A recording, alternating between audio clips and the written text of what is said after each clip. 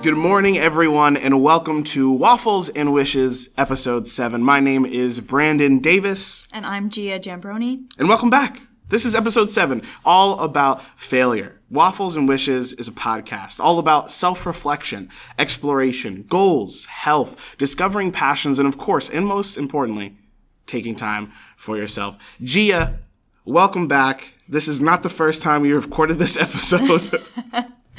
No, it is not, Brandon. It is also not Wednesday. It's not. It is Friday. Yes. And we're a week and a couple days late, I believe. Yes. Which is nobody's fault in particular. We had some technical issues. We had a mic that I don't think it's the mic. I think the mic's fine. But we had some recording issues. But hopefully that'll be taken care of. Hopefully we won't run into any issues this time. But outside of that, I'm pretty excited to get back into things. Yeah, me as well. Cool. Very excited. Awesome. So there is no waffle flavor of the week. Well, I guess there... Yes, so I did actually have a waffle on Wednesday. And you had one the Wednesday before. I don't know if you remember. I have two waffles for you guys, and they were really exciting. So the first was a savory waffle. It was awesome. I love savory breakfast. I feel like when I have something sweet for breakfast, I still want something savory after because I feel like I had dessert I didn't really eat. So it was a cheddar, chive, and ham. Ooh. It was so good. And I just had it plain. I didn't put anything on it. So it was a little bit dry because it didn't have syrup. But, oh my God, it was so good. And then this past Wednesday, it was an Oreo and peanut butter cup waffle, which was just indulgent beyond belief, chocolatey, delicious, gross awesomeness. Like, it was great. It was so good. Yeah, I wish. Yeah, I'm sorry. I wish. No, it's okay. I had gluten-free waffles both Wednesdays, and both times I put chocolate chips in them. Yep. And put some fruit on top and some maple syrup every time. I think I might start bringing my own fillings and stuff. Oh, that's a good idea, actually. You know? And, like, I obviously can't be, like, as creative, but I could have done, like a ham and cheese kind of thing, you know? Yeah. Like, brought some dairy-free cheese, yeah. got some ham, threw it in there. I think that would have been interesting. That is interesting. I completely forgot that we technically have gone through 2 Wednesdays, so yeah, there are 2 waffles. Mm-hmm. We do plan on getting our website up at some point, guys. I apologize that it's not up yet. You might be listening to this and it may be up already, actually, but at the time of recording, we don't have it up. But at some point, we will. It's just been pretty busy, but we actually have a lot more time nowadays, so hopefully we'll be able to get that up. Yeah. And of course, you'll be able to see all of the different waffles ranked and ready to go on that website, on our blog as well. So let's actually recap last episode, not last week's episode, but last episode. It was a while back, and it's actually pretty important, I would say, to recap because still fitting. Yes, it's very fitting. It's about getting back into the swing of things, right? I loved that episode. It was pretty important because Gia, you were coming back from vacation. Yep. And obviously, as you just mentioned, it's relevant now because we're coming back from. I would actually probably call it a failure to some degree. Oh, yeah. You know, we failed to post on Wednesday, and I think we've kind of been lenient with ourselves and said, okay, it's okay if we post on Thursday or something like that. We didn't even post it Thursday. We went a whole week, and so we've had some failures and things like that. But in general, that last episode was all about getting back into the swing of things after a failure or after vacation or after you took some time off. And so I think it's really important. If you haven't listened to that episode, I would listen to that before you listen to this episode, just because the failure episode today's is we might mention some of those things that we mentioned in last episode. So definitely take a listen to that. I'd also recommend taking a listen to our goals and success videos as well, podcast episodes as well, just because we're going to talk a little bit about those things, and it gives really great context. But yeah. Outside of that, you want to jump into the list of the week today? Yes, the list of the week. So if you are following along with us in the 52 List Project book, we are on list 7. So this is a great list. I was really excited about this. So if you want to follow along with us, grab a piece of paper, pen, or take your phone out, whatever it is to write this down and give it a minute to think about this. So the list is, list all the people who brighten your day. Go ahead. I'll give you a couple seconds.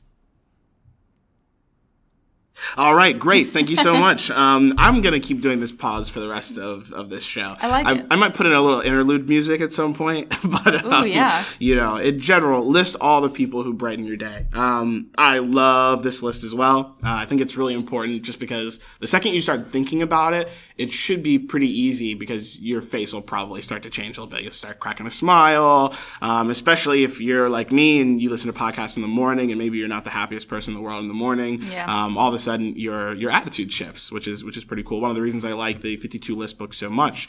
Do you want to go first? Do you want me to go first? You can start. Sure. Okay. So there are three that I want to bring up. I definitely wrote down more than three, and actually it was kind of awkward because I did this list 2 years ago. I had a different girlfriend at the time, very different time in my life. I was not right out of school, but out of school. So a lot of things have changed since then, which is interesting to figure out kind of who the people in your life make you happy and how that changes. But the people who I actually listed haven't really changed, maybe one or two, but I would say two of the most important. One, my mother, by far. Every single time I go home, anytime she comes to visit, my face lights up, her face lights up, and that's a really special moment. I think every time that happens, even when I call her, it's nice to just kind of hear her be happy that I'm calling, and it's just. No one can like really replace my mom in that area. I think there are a lot of people that have come in and out of my life, but no one like my mom can kind of bring the same kind of light into my life, I think. And then there's the second person, which is my best friend Dave. My best friend Dave, and we play video games every day. I'm laughing because we played video games yesterday. Not every day, but we're both really busy, unfortunately. God, it sucks being so busy when you like video games because like it's all you ever want to do. But we play video games all the time, and my best friend Dave, like we I don't know, it doesn't matter what we do. We could just be like sitting in the same room, we could be making food, we could be doing anything, and it's just we have like very similar humor and everything about it's just great. We've been friends for years, since I was really, really young, so another really great person. And there are a whole bunch of other people as well that I probably could mention and things like that. So please don't feel like I'm not mentioning you. For example, my girlfriend Kay, I promise I'm not mentioning you on purpose. But Gia, you're also on that list. It's a little weird because we already went through this, but you're definitely someone that I've had a difficult time moving into Boston in general. I don't have a ton of friends necessarily. I have a handful, like 3 or 4.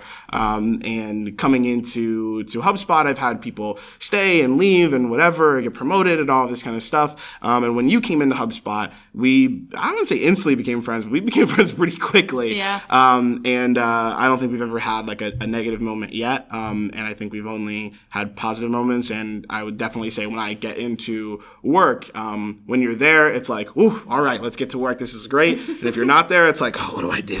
What do I do? I have to like go seek out other people to like, make sure my day goes well. And that's nothing against my workplace. It's more of just like the people that I want to hang out with and stuff like that. So thank you so much. Yeah, well, I feel exactly the same way.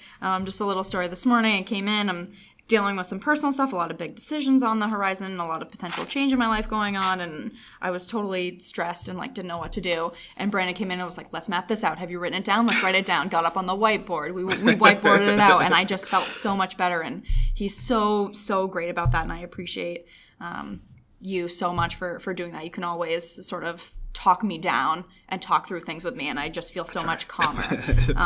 So I feel exactly the same. So some people on my list, besides you, of course, I have, I started off with my mother as well, and my sister. So I actually just got back from a weekend in South Carolina with my mother and my sister, and it was the first time we've ever done just a girls' weekend. I have 2 brothers as well, and we just cracked up the entire time. We all have the same sense of humor, and we just spent the whole time laughing. And every morning we do this thing, and we do it whenever I'm home and we're all together, and we call it like coffee chats. So every morning we get up and we have a cup of coffee together. Aww. And we just talk for like an hour or 2, just catch up on life and laugh. And so that was really great, and they always know how to make me smile. So that was really special. Shout out to my sister, who actually just got a job at HubSpot. Hey. And she will be starting here on April 17th. I'm so excited. I'll see you soon, JC. to have more moments like that with her. So very exciting. Another person on my list was my boyfriend Yav, who just is very generous and thoughtful. He always knows how to make me smile. When I came back from that trip, the apartment was clean, candles were lit, and I had a bouquet of flowers on the table waiting for me. So he definitely knows how to make me smile. My best friend Allison was also on my list, an avid listener of Waffles and Wishes. Shout out to her. She is one of the most thoughtful people that I know. And we've been friends for many, many years, since like first or second grade. So many people on my list that I didn't mention as well. I love you all. We could spend a whole podcast just listing off all the people we love, I'm sure. Yeah. So an action item for this list, you have some people on your list that make you smile, that brighten up your day, and maybe they're people you haven't talked to in a while. I know, Allison, I love you. We haven't spoken super recently. I think we spoke a few weeks ago, but write a note for someone, or just send them a text. Let them know that you're thinking about them, that you appreciate them in your life, and that you value them. Be a nice thing to do, and I'm sure they will reciprocate and be really, really happy to receive that. Yeah, I think that this is really important. Like, it's great to list all of the people, and you'll feel good for maybe a couple minutes, maybe even longer, but you'll do something about it. Yeah. I think I agree with you on that one. Life is short. That's one thing that we always talk about here at HubSpot, and so showing appreciation is important. I think the more important the person is to you, the more you know how to show your appreciation, right? Definitely. Maybe it's not necessarily a note, maybe it's not a gift, maybe it's a hug, maybe it's spending some quality time with them. But I think I completely agree with you. Spend some time and figure out how to show some appreciation to those people that you mentioned. Yeah. Awesome. Cool. Well, one of the reasons that we picked this list is because today's topic is failure, and failure is a touchy subject because failure is can be painful sometimes, and so sometimes you need to figure out who's on your side, who's gonna go to bat for you, who's gonna make you smile that day, sometimes you have a bad day at work, or maybe you eat a donut and you're on a diet and you mess up, and you need to know who can help you get out of that funk. And there are different types of people. There are people who can kind of sit down and coach you through it. There are some people who just want to listen and can make you smile, right? Mm-hmm. I think I'm not the greatest at listening all the time, and I always want to solve problems. And so some people would probably say maybe that I can brighten their day and things like that, but in general, I try and solve problems a lot. So you have to know who the people in your corner are, and kind of what roles they fit within your relationship. So let's just jump into it. Yeah. Failure. Before we really dive into how to deal with failure, how to handle it, what it truly means, we have to actually define it, right? Yep. So let's go ahead and dive into the definition. You love definitions. Yeah, as you know, you Googled it. This is my favorite part. So two really great definitions of failure here. The first one we're going to talk about, which I think this is just so great. It's defined as a lack of success. Or we can think about that as being unsuccessful. So what I love about this is that you sort of have to define success and define that however you want to define that in order to define failure. And so I think Brandon mentioned earlier, checking out that podcast about success, we gave a lot of different ways you could think about that, whether that's, people, you're going to measure success on people in your life that value you or love you, if you're going to measure that on financial success or whatever that may be.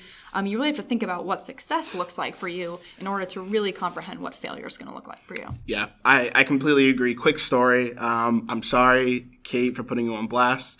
But we literally were sitting down yesterday, and I asked her, I was like, hey, like, how do I get more involved in what you're doing in your life without like bothering you, right? Like, you're doing your own thing, and like you're trying to grow as a person, and I want to jump in and help, but like I don't want to bother you, I don't want to get too involved. She instantly starts getting really anxious, and she's like, well, like do you think I'm not doing something right? And I'm like, no, that's not what I'm saying. I just want to understand, I just want to be part of this.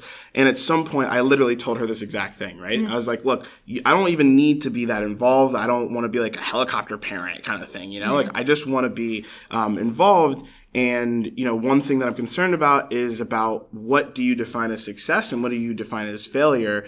Because I know sometimes you don't talk about your goals, and I think which, correct me if I'm wrong when I get home, but, that the issue was that she wasn't really setting her goals because she didn't want to fail. Right. And what was interesting was it actually wasn't even about her. It was more about other people defining success for her, which I think goes into this actual second definition, right? Yeah.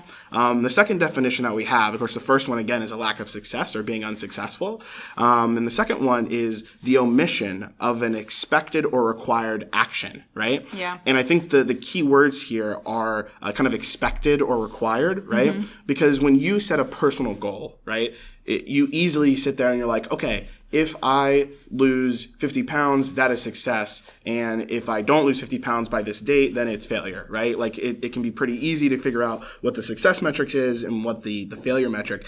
But let's say you add another person in the mix, right? They kind of, depending if it's at work, you might be talking about something that's required or not required. You might be talking about an expectation that maybe a manager has and they haven't really told you yet. So, you can fail and succeed even if you feel like you failed or succeeded in a different way. And this goes back to my girlfriend, for example, is when, she's so used to people telling her that she may have failed at something. And that can be really difficult because then you start to not tell yourself what success is, because that way no one can tell you if you failed or not. If you don't do it, right, then you can't fail, but you also can't succeed.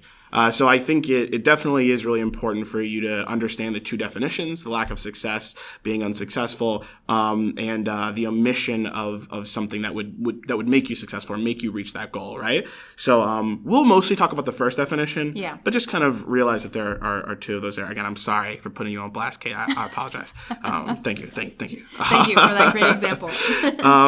So let's go ahead and now that we understand the definition, one of the first things we were doing when we were researching failure is you brought up something interesting. Before we talk about how to deal with success or failure, what happens if you're failing in the middle of something, right? Yeah. So you're working out, and I keep bringing this one up. It's really embarrassing. You're working out, and you're like, I'm going to work out 3 times a week, and Monday, Wednesday, Friday, and you already missed Monday, right? And you're like, it's Wednesday. Do I just give up now? Do I go in? And so the first question that we want to ask you guys, and of course ourselves, and we did some research on this, is, what do you do if you recognize you're failing mid-task? What happens?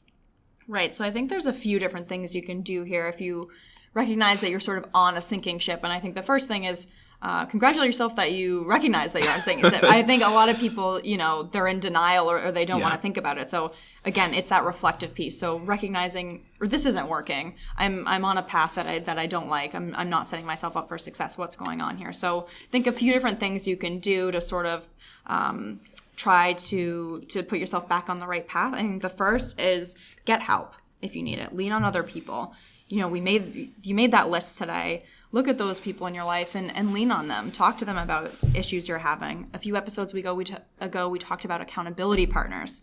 That's a huge one. That's the point of having an accountability partner. And I hope you listened to that episode and maybe you got one. So talk to them and say, okay, this is what I thought I was doing. Here's the plan that I came up with. It's not working. Can we iterate on that? Can you help me think of a new approach? So I think that's a great first step, is to get help and lean on other people. Yeah.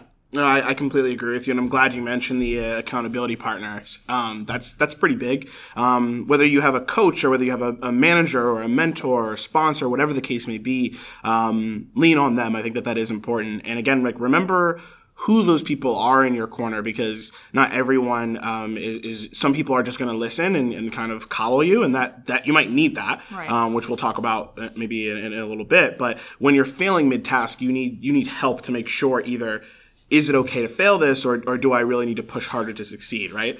I think another good thing to do is kind of study similar past failures, right? This is super easy, I think, in business, right? In business, if you're failing at something, there's probably a couple other people that have done it before, right? If you're a salesperson and you're not hitting your quota, or if you're a recruiter and you're not able to recruit the top talent, there are people who are doing it, and so you can reach out to them. If you're a business that's looking to do something big or make a big move, there are case studies all over, right? I mean, HubSpot has tons of case studies. I used to work for a consulting firm. we like thrive off case studies, right? So, figure out what's going on there. And you can obviously get help from people to do that, and figure out like how did they deal with that failure, or how did they not fail, right? Mm-hmm. And you can kind of learn from there. And I think another thing to kind of take a look at is just, be honest with yourself, right? Yeah. And I'm going to let you talk about this because you kind of found a really interesting way to kind of think around it, at least. Yeah. So, being honest with yourself, what does that look like? So I think, again, being reflective about when there's little chance of success, be honest with yourself about that, recognize that, and that's okay. And really think about, maybe it's better to walk away from something instead of just completing it for the sake of tenacity, or for the sake of you set this goal and now you have to do it. No one is better to end and redistribute resources. So if there's something else, if mid-task you want to reprioritize your goals, that's okay. And maybe you should be doing that. Maybe, instead of working out 3 times this week, you really need to put in extra hours at work and make sure you hit your sales goals or whatever that is. And that's okay. Just be honest and recognize when it's time to let go. That doesn't mean necessarily that you failed. That just means that you're gonna reprioritize things and move towards something else that can be successful rather than failing at a whole bunch of things. Yeah, I completely agree. I would say 2 quick antidotes here, 2 quick stories. One, I think everyone can kind of get around, but it might sound a little bizarre. At HubSpot, my manager has a tendency to, if I'm not feeling well, if I'm tired, if it doesn't seem like I'm going to be that productive that day, she'll just tell me to go home. Yeah. And she's not saying don't work. Right. She's saying like, look, if you're not in it right now, go home. Like, we don't have particular hours or anything that you need to work. Go home. Go take a nap, go to sleep, go drink some coffee, get something nice to eat, and then try again, right? Come back at it. Yeah. There's no reason for you. You're failing in, not necessarily in the same case of like you're not doing your job, but you're failing putting all 100% in right now, so that's okay. Right. Let's just nip it in the bud now. Yep. Go home, take a break, and reset, right? I absolutely love that, and I think that's also good. Take a look at that for the long term, right? If you're working on a project and you're just like, this is really stressful, this is tough, just stop for a second and maybe go ahead and try and recalibrate, right? Yeah. And another good example, and this is for my gamers out there, which I'm really assuming that nobody listening to this is a gamer, but maybe I'm wrong. Maybe I'm wrong.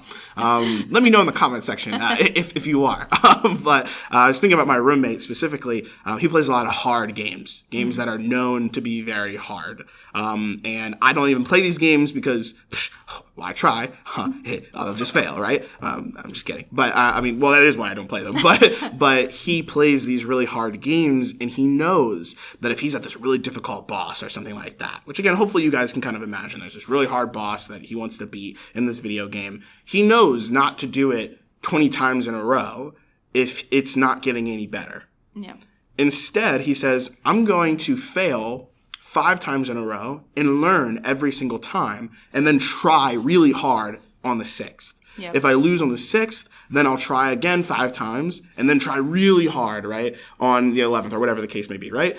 And that taught me honestly a lot about video games, just because, or just trying something that's hard in general, right? Because it's okay to fail, and there's nothing like failing in a video game because it's going to happen. So I think that's another really great example, is sometimes you just have to bite the bullet and realize when it's okay to say, yeah, this is not, winning right now is not the most important thing. The most important thing right now is to be honest with myself. I don't have a chance of success right now, so I'm just going to try, or I'm just not going to try. And I'm going to put my eggs in a different basket. I'm going to put my energy somewhere else. Yeah. Sorry for the long explanation. No, it's a great example. I think people are really afraid to do that, and they think that makes them an instant failure. But recognizing when it's time to move on to something else, I think is actually, to me, that's what I think about when I think of success, and then helping yourself to be more successful in the future on the next task. So don't be afraid to do that if that's what you think is going to help you get where you want to go. Yeah, I agree. So now you guys know the definition. You guys know, okay, what if I'm failing in the middle of a task, right? If I'm not seeing the success that I want to see, should I just stop or whatever? We give you guys a little bit of tips around that. But let's say you failed. You failed. You tried really hard. You tried your best. Maybe you didn't try your best, but how do you handle that failure, right? Failure comes in many different ways, and sometimes it can be really, really difficult. And so we're talking more about like when it's a tough failure, right? When it's an easy failure, you're like, I failed. You're probably okay to move forward. But if it's something that was really, really important to you, or it was really difficult, or you need to try again, what exactly do you do to handle that failure? Why don't you just give us like a quick tip, and we'll dive deeper into those as well. So I think the first thing to think about is to feel what you need to feel when you fail. If you feel sad, if you feel frustrated, if you feel angry, that's okay to feel that. I think people really set themselves up in a self-fulfilling prophecy of failure when they don't allow themselves to feel things. And Agreed. They just, put a mask over it. Let's just move to the next thing. Let's quickly just try to recover and go without processing the failure. I think that's the worst thing you can do for yourself. So allow yourself a moment of weakness or a moment to just feel whatever you need to feel, and don't necessarily wallow in that, but allow yourself time to grieve the failure, and then get ready to pick yourself up and move on. Yeah, I was literally about to say grief is the word. You've lost something. You've lost the opportunity of success, and that's okay to grieve over that. Think about your favorite sports team, or if you don't have a favorite sports team,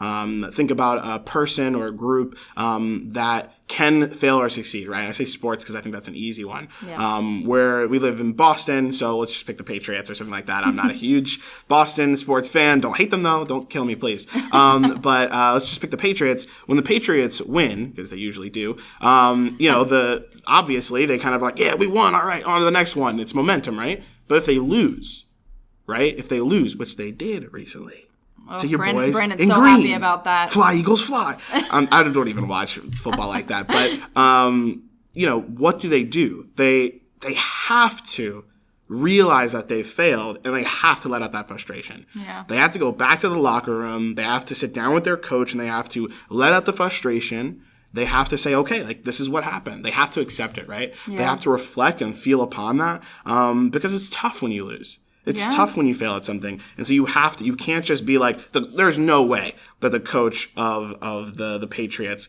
went into that locker room and was like, all right, guys, don't worry about it. Next game. There's no way. There's no way he was like, oh, guys, stop. Don't think about it at all. Let's just go on to the next one. Right. Instead, he probably was, probably upset, probably let out his frustration as well. And the whole team has to do that, right? You as a person, you have to let yourself grieve for a while. Yeah. But you also have to accept the fact that it happened and claim responsibility, right?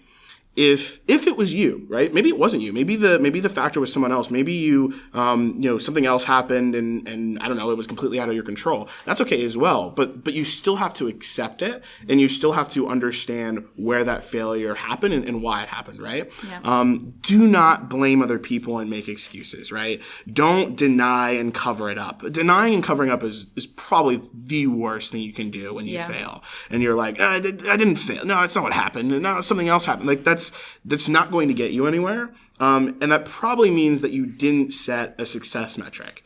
Because otherwise, there's no way for you to deny it. There's no way for you to cover it up if you specifically said, I need to do this thing, right? If you ate a donut and your goal was not to eat a donut, you failed. There's no way. I mean, you can cover it up to everyone else, but not to yourself, right? Yeah. So be open and honest about that. And definitely don't blame and make excuses. You really do have to accept why did I fail? What was the reason here? Yeah. And don't just start going around and blaming other people. I did want to hit on something that you actually mentioned a little while back, which was when you fail, a lot of people will just say that they're an instant failure. Yeah. And there's a huge difference between, there's a different, I don't want to say definition-wise, but connotation between failing and failure. It's huge, right? Yeah. You can fail something and you get back up, right? Like, maybe you let's go back to a workout example. You told yourself you're going to do 10 push-ups and you only do 9. That's okay. You push yourself to the limit and you weren't able to hit 10. That's okay. Next time you'll come back and you'll do 10, right? No one's sitting over there and being like, you're a failure. You just failed for a little bit, and the whole point is that you're going to get stronger.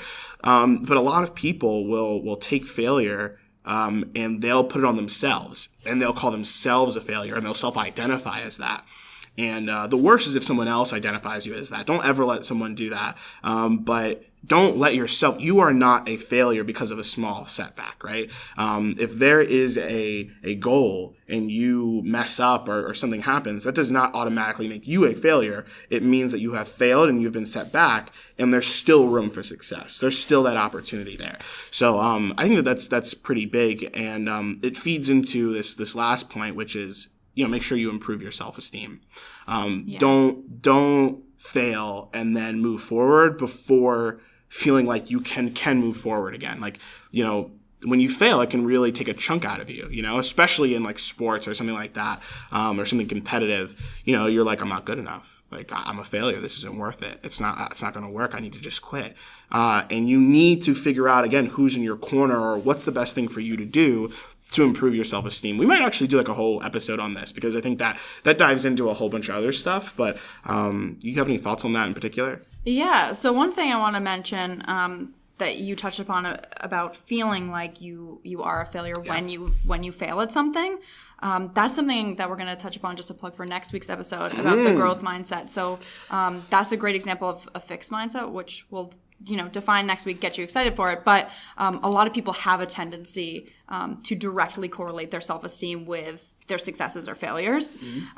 So next week we'll talk about that, and we'll talk about how to sort of change your mindset around that.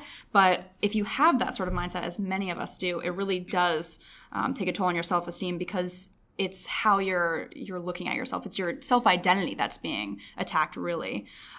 So ways that you can try to build that up. So you've had this failure, you've felt what you needed to feel, you were frustrated, you were upset, you've accepted that it happened, and you're feeling kind of down. So how do you sort of pick yourself back up? Again, the growth mindset will be one. We'll talk about that next week. But something you can do, coming back to the list of the week, is to find support from the world around you. There's a great exercise here about using the power of your relationships. So a great little exercise would be, go back to the people on your list and think about how those people view you. I bet the people on your list don't think of you as a failure. I think, if anything, they think of you as a success, a great person, a hard worker, whatever that is. Think about how they think about you and be really open to that. Don't reject any positive things that come to mind. If you're having a hard time doing that, if you've been hit so hard that you can't think of any positive things about yourself in that moment, go to the people on that list and ask them. And that can seem like kind of weird. But if these people are on your list, it's because they love you and they care about you, and they'll have great things to say. So be open to hearing those if you need to hear them. And like I said, don't reject any positive messages. Be open to reaffirmations about yourself, and repeat this with different people on your list, different people in your network. And that will really help to build up some of that self-esteem that may have been lost, and help to view yourself in a more positive way, and again, set yourself up for success the next time around. Yeah, I couldn't agree more. And I think another thing that I would add to that is, maybe you wrote that list and maybe there's only one person on it. Maybe there's maybe there's stipulations with all the other people, right? Maybe it's like, this person brightens my day, but sometimes they can really piss me off, and that's fair. Yep. And so maybe you need to find inspiration or support from somewhere else, right? Maybe not someone, maybe it needs to be something or something else, right? That's okay as well. And I'd recommend maybe even, this isn't one of the lists, and maybe it is one of the lists in the book somewhere else, maybe we can find that, but don't be afraid to write down things that really brighten your day too. Because maybe it is like there's a show you like to watch. Maybe there's a game you like to play. Or, maybe there's an activity you really like to do that really brightens your day. Maybe there's a meal you really like to eat, or a drink that you really like to drink, right? That might really brighten your day. Because sometimes people aren't the most, aren't the best to help you with things. But if they are, and you do feel comfortable with that, go to those people and maybe even tell them, hey, I wrote down a list of people that brighten my day, and you're on it, and I really could use your help, because it gives context, right? Yep. Find inspiration and support from anything that you find. I think we did a list. I think it was one of the first lists we ever did, which was characters that we felt like we were that we really liked or enjoyed, or whatever that was. Maybe you find inspiration in them, right? Maybe you take a look at that fictional character, or maybe it's a non-fictional character, but a person, and you take a look at them and you're like, no, like, I can do this because this person does it, or this character reminds me of these things. Whatever works best for you, hopefully that helps. Yeah, plug to all the pet owners out there, because this is the first thing that came to my mind as a dog owner. That's a good point. Your pets just love you unconditionally, ridiculously. It does Sure. not matter what you do to them. Yeah. Try to view yourself how your pets view you. It sounds like ridiculous, but when I come home, my dog like runs at me with like the most excitement, and he's just like can't get enough of me. He just wants to be all over me. It makes me feel great. I'm like, I'm such a great person. My dog is like so obsessed with me. But you know that if that works for you, that kind of works for me. If I'm having a bad day and feeling down, I'm like, well, Duke thinks I'm awesome. So like the Duke of Graham. At the Duke of Graham, if you're interested. So that might be one that came to my mind. So if that helps you, cuddle with your pets and that's great. And try to think about how they view you. So we spent a lot of time on how to handle kind of the emotions, the blowback of failure, right? And I think it's good that we did that, because it's I think the hardest part, right? Yeah. It's the thing that makes people not, value success or value goals or think that they can't do that or something like that because of the emotional blowback that comes from that. But all right, we've dealt with all that, right? You're feeling good, you're done. What do you do now, right? Yeah. you're like, all right, I failed. I figured it out. Like, I feel okay now. I accept it. What do you do now? And so that's what we want to get to now. One thing I do want to remind everyone is try not to dwell on the failure too long, right? Like, hopefully all of these things that we told you, hopefully you can do that in 24 hours, right? Maybe not. Maybe it's 36, maybe it's 48, but like, try not to dwell on it too long. Try and get that solved quickly so you can get back into the ring, right? So you can start going towards those goals again, and hopefully you don't do it the same exact way. But I think it can still be difficult because you still might view this failure as a huge, daunting thing. Even if emotionally you're kind of out of it, like, you can still say like, yeah, but I still failed. Like, what do I do now? One of the first approaches that I like to take towards this is trying a new point of view, right? Redefine what the failure is. And this is the first time we've ever done this. Usually we define what the failure is or define whatever we're talking about is, and we don't say redefine it. But this time I think it's really important. Once you acknowledge the failure, redefine what that failure truly means. So a good example, I think, is maybe you have a project that you're working on. Let's do this podcast, for example, right? We're doing a podcast, and the more we succeed and the more we fail, the more experience and knowledge we gain. And that's one way to take a look at failure, is experience and knowledge. If someone comes to me and they say, hey, Brandon, like, I heard you were doing a podcast. How's it going? I'm like, oh, yeah, I would say it's fairly successful. We've got a couple people listening to it. We haven't really marketed it yet. So I feel pretty good about it. But we've certainly failed a lot. Yeah. That person's probably going to be more interested in how we failed, right? Yeah. I'm sure they're going to want to know our success metrics and what that means, but they're going to be like, ooh, what should I not do? Please tell me, right? People literally get hired off of that, right? Like, they'll say, hey, like, tell me a time you failed and what happened, right? If I tell them, hey, like, I started a podcast and there were these times where we just could not get an episode out. We were really struggling. And we tell them what we learned from it. Usually that's pretty impressive, I think. But there are other ways to take a look at failure as well. Resilience is something that you gain. There are two ways that failure can kind of affect you. You can either get more fragile, like maybe a plate or a teacup, right? You drop something and it just breaks. You have to glue it back together. It's pretty fragile at that point. It's probably better just to get a new one. But we're not made out of that kind of stuff. We're made out of bones. We're made out of muscle, and bones and muscle, they get stronger. They get more resilient. When you work out at the gym, you're tearing your muscles. When when you break a bone, it grows back stronger. And so we're humans. We're different, right? So you get more resilient, and remember that. And the last thing, again, is that value, right? Is that use your failure as leverage. And I definitely want to hone in on this for the business people out there, for someone trying to find a job, or even just trying to show value to someone, is saying, hey, look, I've done this. I've failed this. In like Silicon Valley or really anywhere, when you're involved in a startup, you're definitely, you want to talk about how many times you failed, because it just means that you're probably not going to fail again on those metrics, right?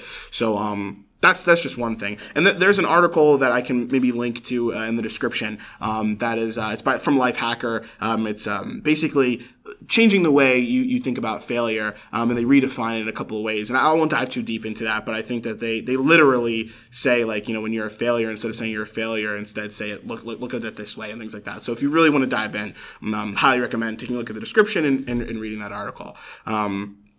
Yeah, but so we know we can redefine it, right? We can take a new viewpoint, but we can also be fairly constructive, right? Like, I think one of the most important things is obviously how do you move forward from that failure? How do you grow from it?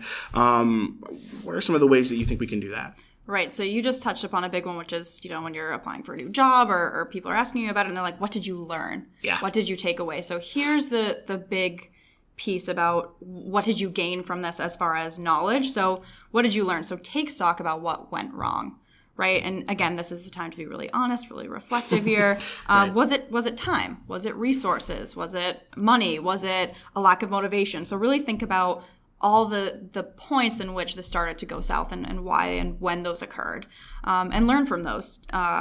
Take note of them for next time, adapt, make a new strategy. If you're going to go after the same goal, look at the points in which it started to go wrong and plan for those. Be proactive about those ahead of time. Make a new strategy. But it's also okay to revisit your goals. And we touched upon this. If you see you're failing partway through, if you want to jump ship, that's okay. It's okay to do that here. If you had a failure and something didn't work out, it's okay again to revisit and say, is this the right time to do this goal? Mm-hmm. Do I need to refocus, reprioritize? Does something else need to come first before I can achieve this and try again? Is this something that I should just give up on? Or maybe this is something I don't give up on completely, but I redefine the goal and I'm going to adjust the goal a little bit and try again. So, learning from it as far as, where the points went wrong and then adjusting your goals accordingly are really important.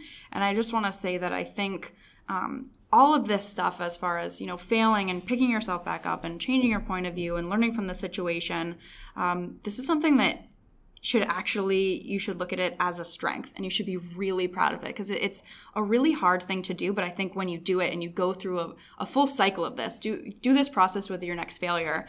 And I think you come out so much stronger and actually with an improved self-esteem that you're so prepared the next time that something comes around and you feel more equipped to handle your next failure. So don't be afraid of it and really try to learn from it. And I think you'll be successful the next time around, and I think you'll feel good about yourself the next time around. So yeah, no, I completely agree, and I think we've given you guys a lot of ammunition here, right? But one thing I'm really, really excited about is that next week we're going to dive into more about how do you take all of these pieces and put it in a framework, right? Yeah. I think some people are going to be able to grab some of these things and they're just going to be able to run with them and be like, all right, I feel better now. I'm just going to go ahead and be successful. Some people are like, wow, that was a lot, and I think I need a little bit more structure. Yeah. We're going to do that next week. I don't want to give too many spoilers, but we're going to have a special guest at some point to talk about this as well. But basically, the idea here is we're going to give you a framework to change the way that you're thinking about failure and look at it literally as a growth metric. Yep.